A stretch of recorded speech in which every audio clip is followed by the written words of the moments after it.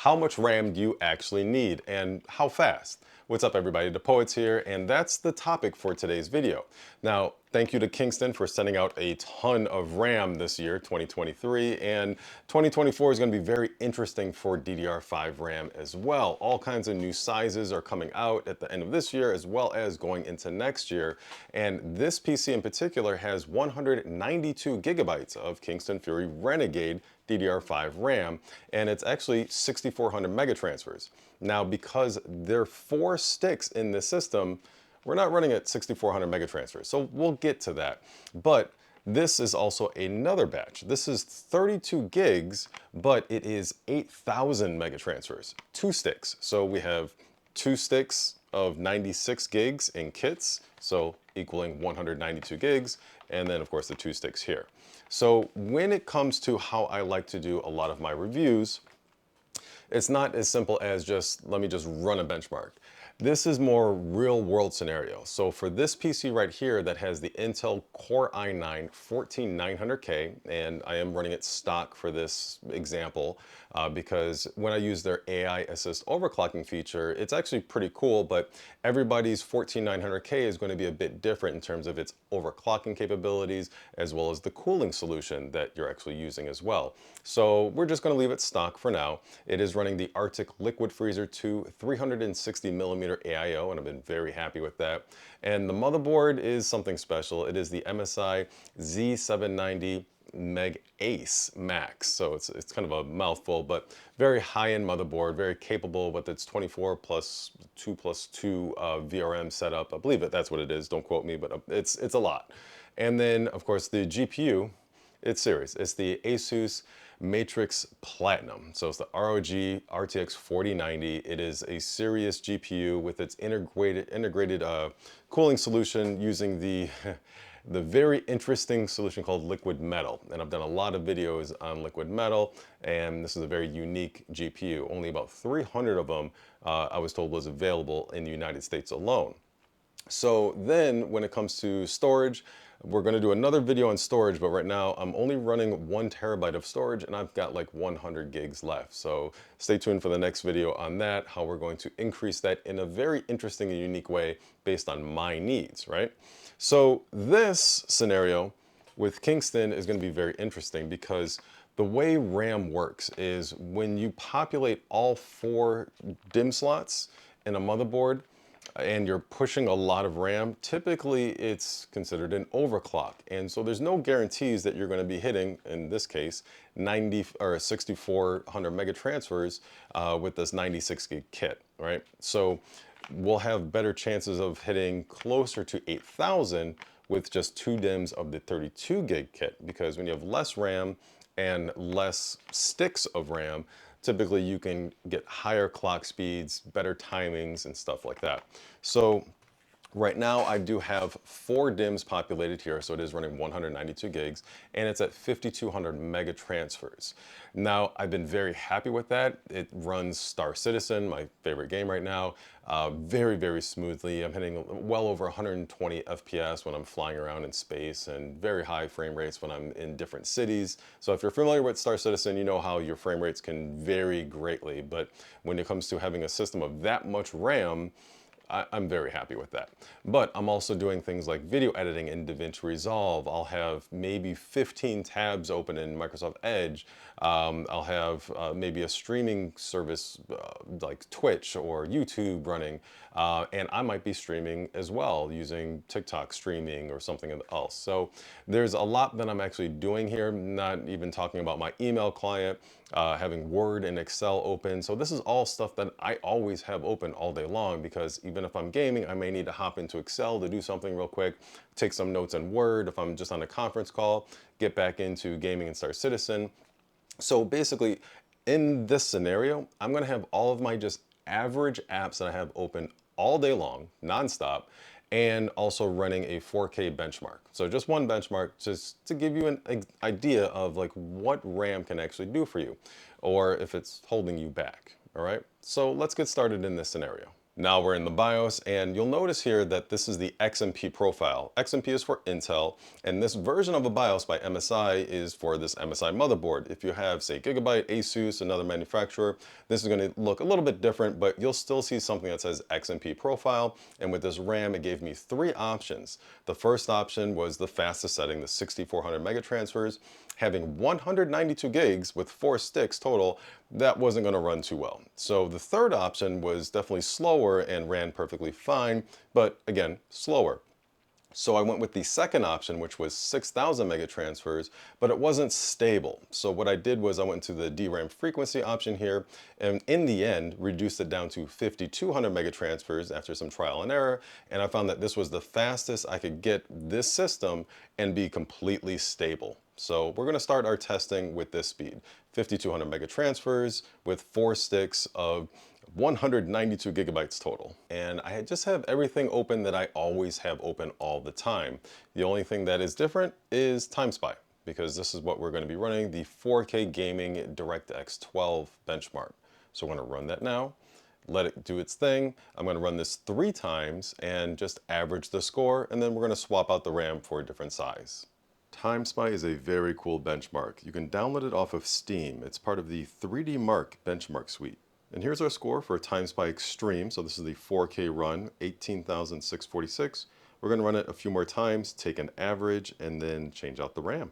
For productivity, I'm running Puget Benchmark's DaVinci Resolve benchmark, and this does give me an interesting score. That's the standard overall score right there, and it does break it down for 4K media, GPU effects score, and the Fusion score. If you need me to do a full video on Puget Benchmark and what that actually means for DaVinci Resolve, I'll happily do that. But basically, it's a beast. So yeah, we're also going to run that 3 times so that we have an average score just like we're doing for the gaming benchmark. And so now we're going to remove 2 of the DIMMs. And if everything goes as expected, that should basically give us the ability to increase our clock speeds. And now we can turn it on. I really do like the way these Kingston Fury Renegade sticks look. That's some style right there. Now remember, this is the 96 gigabyte kit, so each stick is 48 gigabytes, and this is 6,400 megatransfers. And now we're back in the BIOS. So I have to decide which XMP profile to use now that we have 2 sticks of DDR5 RAM instead of 4. In theory, we should be able to get much better speeds and of course better timings, but we're going to use the XMP profiles to make this simple. So we're going to try XMP profile number 1. If that's stable, cool. If not, then we'll go to 2. And I'll just try to manually tune from there to see how much more I can basically get out of these sticks before doing any like long extensive RAM tuning. If you want me to show you how to do some RAM tuning in another video, just go ahead and put that in the comments below. So it is nice to see this Kingston Fury RAM loading up right away with the first XMP profile with 6,400 mega transfers with 2 sticks. So that is very good. When you load 4 sticks, that's more of an overclock, and you're not going to be guaranteed to get those full 6,400 mega transfer speeds. Now when it comes to gaming in Star Citizen, I am noticing a slightly higher amount of FPS in game. So in this scene right here, I'm averaging about 110 to about 115 FPS it seems. And I'm looking at this in different scenarios as well. So this is not just this scene, I'm going through space, going through cities, and of course this is the F8C Lightning Executive Edition, and very familiar with this scene in particular, being in this particular hangar at this hour of the day. So yeah, having this faster RAM, 6,400 mega transfers, 96 gigs, is better for Star Citizen versus having 192 gigabytes of DDR5 RAM running at 5,200 mega transfers. So yeah, noticeable. Now on this system, I actually do play Star Citizen in 4K. That's what this is, 32-inch monitor in HDR, all ultra settings. Now we're going with the 8,000 mega transfers RAM, but this is 32 gigs. Now in this scenario of running Star Citizen with all the open apps that I always use all the time, I was going over 32 gigs of DDR5 RAM being used. So this is going to be interesting. Does the faster RAM make up for the fact that the system is now going to have to properly manage what's going to be in memory and what's going to just be swapped to the NVMe drive? Now, I am using very fast NVMe storage. It's a PCI Gen 4.0, Kingston, and yeah, it's like 7,000 plus, read, write speeds.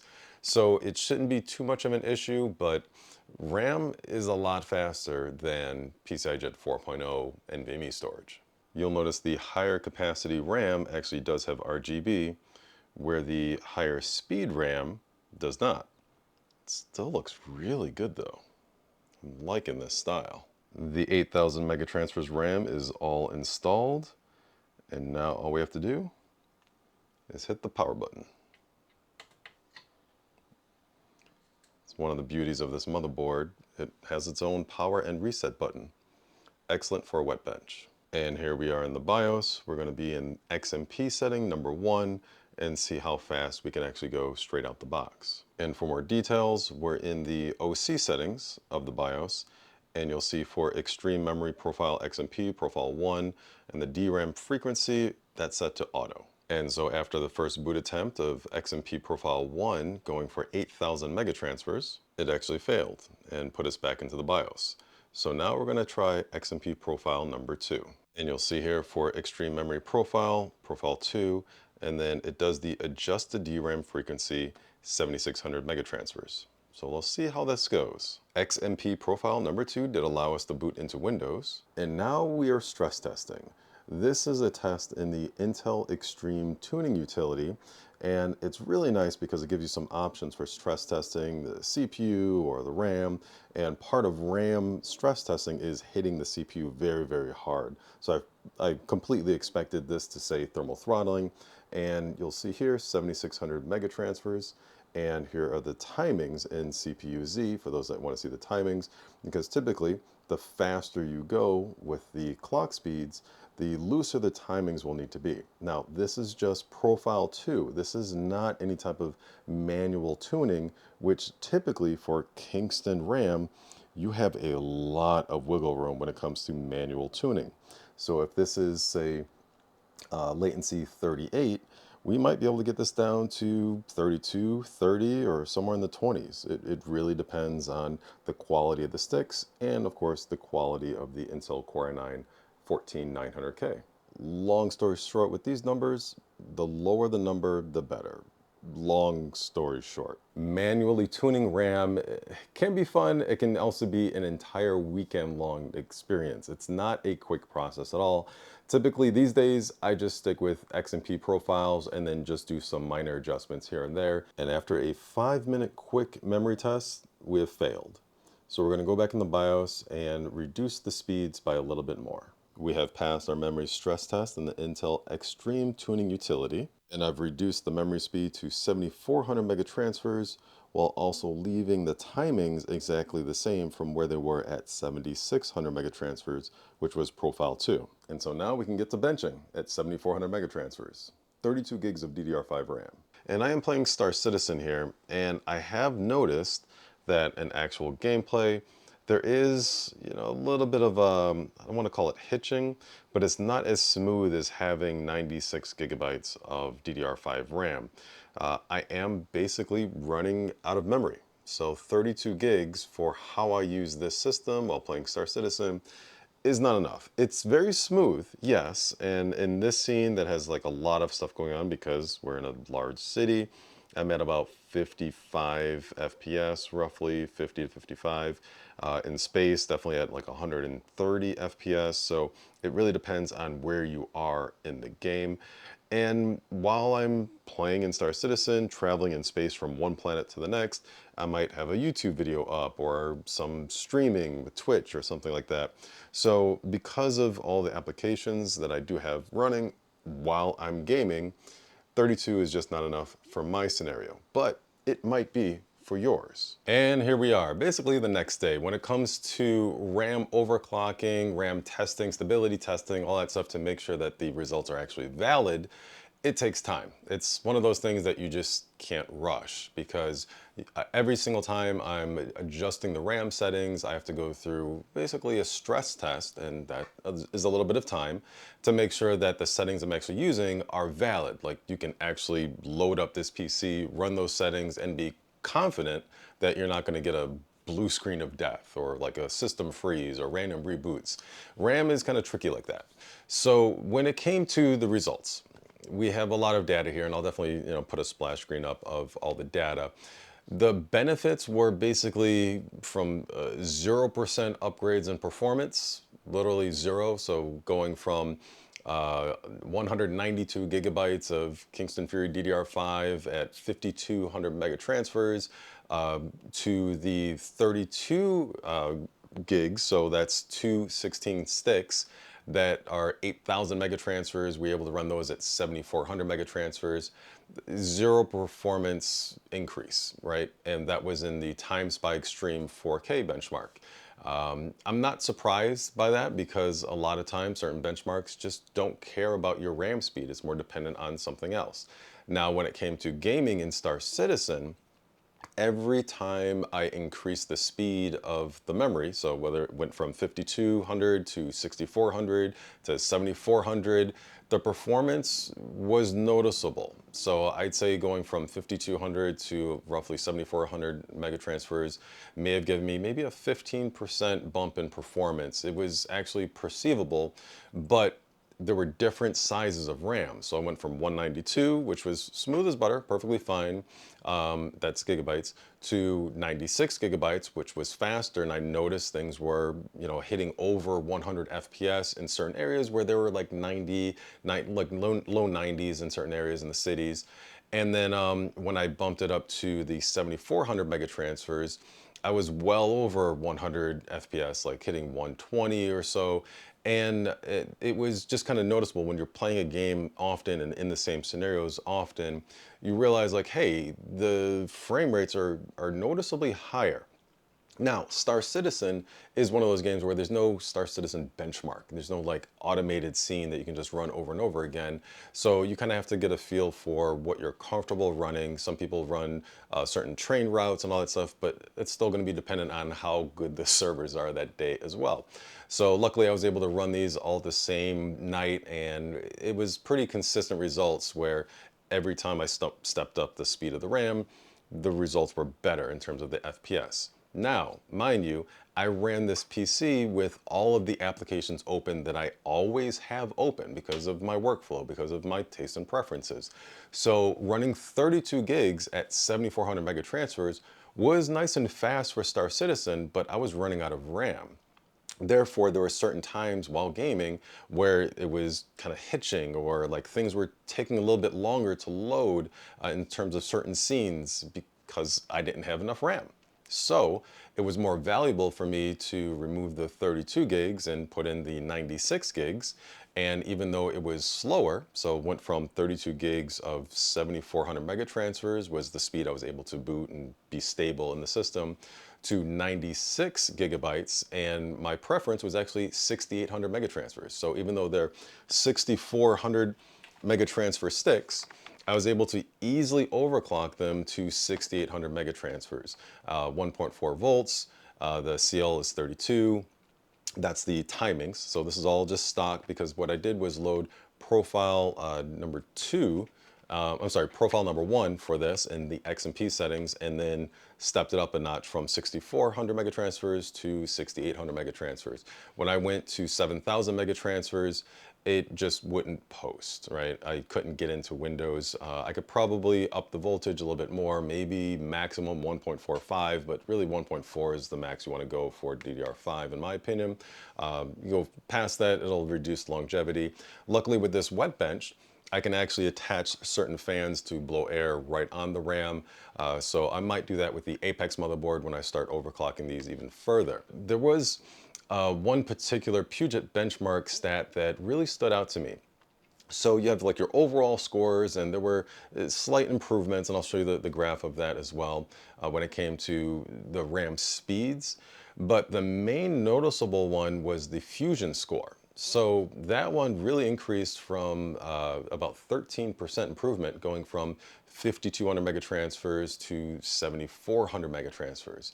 So for that, if you are using DaVinci Resolve, you want to find that nice balance of having more than enough RAM that what you need, and also having fast RAM. So that's going to give you the best bang for the buck in terms of your video editing experience.